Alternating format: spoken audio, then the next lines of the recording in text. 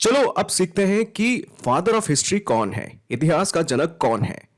Herodotus एक यूनानी व्यक्ति था जिसका नाम था हेरोडोटस। यूनानी मतलब ग्रीक। उन्हें इतिहास का पिता इसलिए कहा जाता है क्योंकि वो पहले व्यक्ति थे जिन्होंने पुरानी घटनाओं के बारे में सवाल पूछे, जानकारी इकट्ठा की और सब कुछ लिखकर समझाया। वो सबसे पहले व्यक्ति थे। अच्छा, आप एक छोटा सा टाइमलाइन देखते हैं, ठीक है।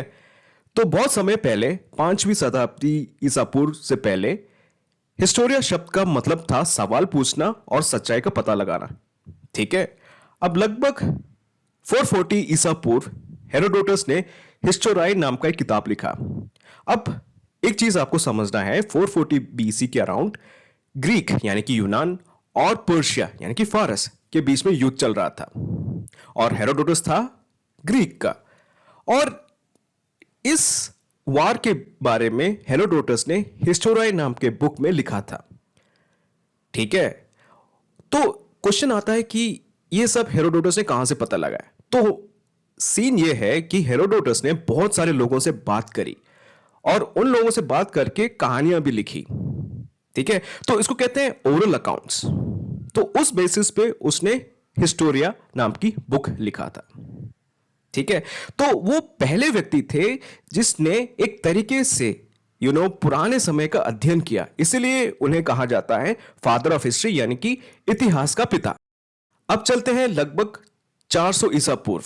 एक और यूनानी बंदा आया, उसका नाम था तुसिडाइटस। उसने कहा कि हेरोडोटस ने अपने किताबों में फालतू की कहानियां बहुत सारी लिखी है, ठीक है। तो उसको, हेरोडोटस को फादर ऑफ हिस्ट्री नहीं कहना चाहिए, उसको फादर ऑफ लाइज कहना चाहिए।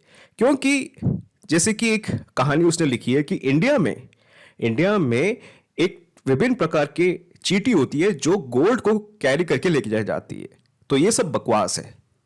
तो तुसिडाइटस ने कहा कि यार इस बंदे पर विश्वास नहीं करना चाहिए, इसने जो भी लिखा है वो सब बकवास है, इसको कहा जाना चाहिए फादर ऑफ लाइस। फिर पहली शताब्दी ईसा पूर्व एक प्रसिद्ध रोमन व्यक्ति सिसिरो ने हेरोडोटस को फिर से कहा कि यह बंदा को कहना चाहिए फादर ऑफ हिस्ट्री, क्योंकि इन्होंने बहुत रिसर्च कर करके काफी विभिन्न कल्चर्स के बारे में लिखा है और उनके इतिहास के बारे में लिखा है, ठीक है। हाँ, मान के चलते हैं कि उनने फालतू के मिथ्स और फालतू की चीजें भी लिखी है, बट पहला व्यक्ति जिसने काफी रिसर्च करके, ठीक है, काफी रिसर्च और कहानियां पढ़ के एक कल्चर के बारे में और उसके इतिहास के बारे में ठीक ठाक लिखा है, वो है हेरोडोटस। इसीलिए उसको कहा जाना चाहिए इतिहास का पिता यानी कि फादर ऑफ हिस्ट्री।